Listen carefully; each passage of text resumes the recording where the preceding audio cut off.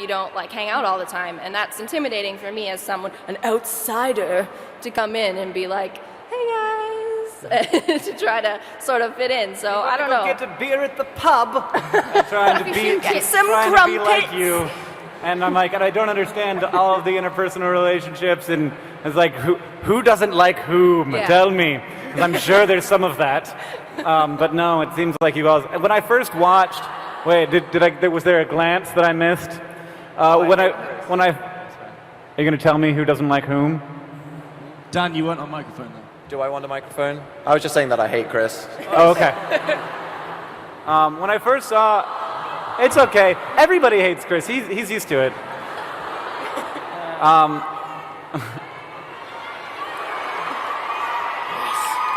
The gifts. Crab scar. Okay. Yeah. Crab scar. It's a thing. Ship that. When I first saw Becoming YouTube, I was like, oh my god, all these, like, he actually got all of them to sit together, not together, but sit with him and answer these questions, and I'm sure it wasn't easy, it was a hard job, but I got really jealous. I honestly did. When I first saw it, I was like, I wish I was from London, because then I could be a part of that. And then I got to be a part of it because exactly, I came to London, yeah. Thanks. I think we're very friendly and close and quite a tight community here in England. I think that is something to be quite jealous of. I mean, we definitely have our cliques. You know, there's kind of, or at least it appears that way. You've got like the Cherimoms and the Foursome and the Blitz, which is mine. It's a real thing. And yeah, but I think it is a very it is much more like a family because we all kind of like live a lot closer as well. Like in like America, say, like you have like the LA lot. But then there's also the New York lot, and there's also spread apart. But in England, you have the London lot, which is basically everyone. Yeah, and that's really cool. I think it's really great that we all work together, and we don't seem to have any real rivalries either. We all like working together, and no one's like success threatens anyone else's. I think we all just like making stuff, and that's good. No one's trying to tread on anyone else, right? Yes. I mean. Like British YouTubers do seem like, I will often watch like other YouTubers' videos and be kind of jealous that they've done something so awesome, but also like really proud of them. There doesn't seem to be much competition. Like it's quite a supportive sort of community. Now, having said that, like competition can be healthy.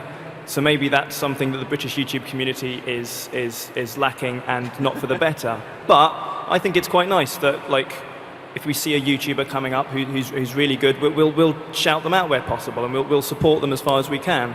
And I'm not sure necessarily you get that to quite such an extent in the States. Yeah, I mean, there was a time, and this is mostly past, when there was a lot of competition and sort of infighting, and there were groups that didn't like each other in Los Angeles, and that's less so now. There are so many of them that like there's less interaction between those groups.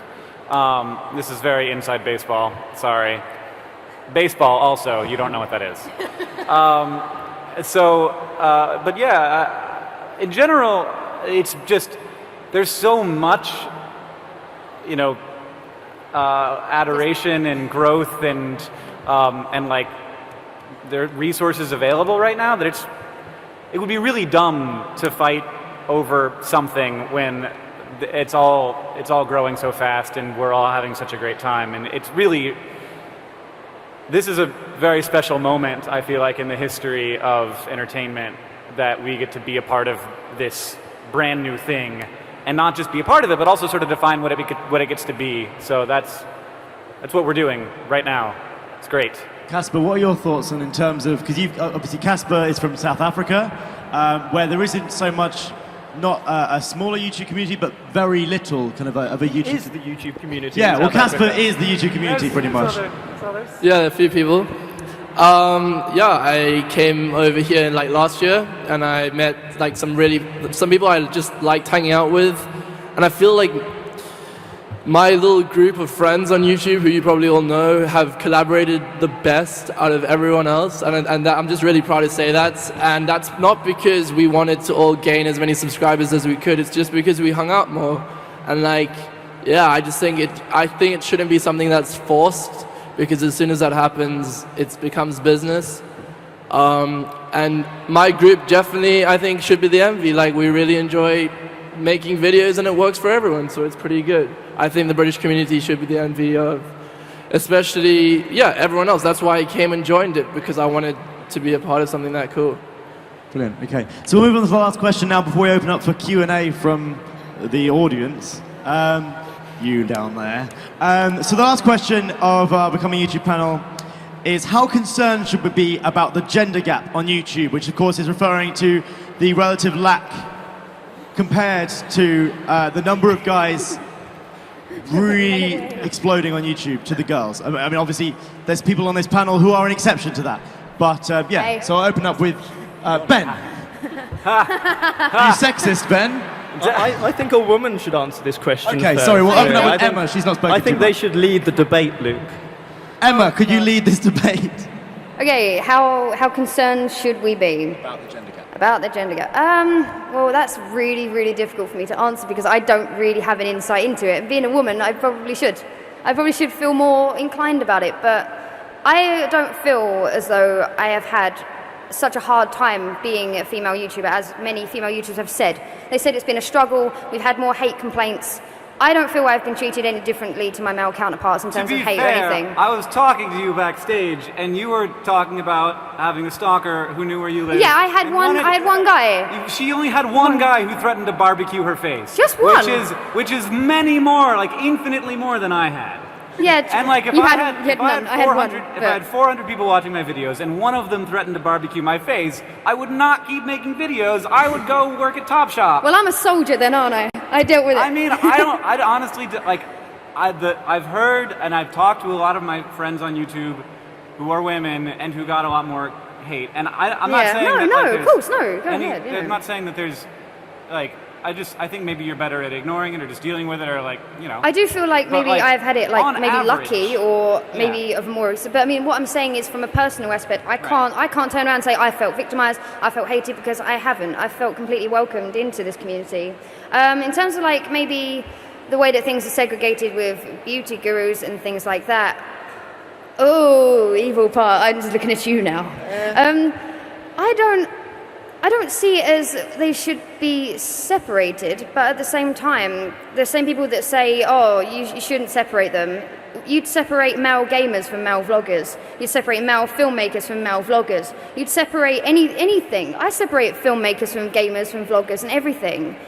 I don't know where I'm going with this. You can just jump in. I elaborate on this. I think being a makeup guru on YouTube is it's a tried and tested route, and there are a lot of women who are very successful as makeup gurus on YouTube. What interests me is how few female filmmakers there are in comparison. And when sort of only 17% of the top 100 most subscribed channels are women or are predominantly female, yes, we should be worried about the gender gap. Subscribers and view counts are not everything. Of course they're not. But they do, the top 100 will reflect the next 100, and the 100 after that, and the 100 after that. And I mentioned this on the Becoming YouTube panel at VidCon, but there have been 86 Academy Awards. And in all that time, the Best Director Oscar has been won by a woman once, 5 or 6 years ago. And that bothers me. And of course, it's really difficult to argue that, especially as a guy, I know that, because you'll get a lot of people saying, well, surely women should be allowed to do whatever they want to do. Who are you to say that women should be directors if they want to be makeup artists or whatever else? And of course, that's absolutely right.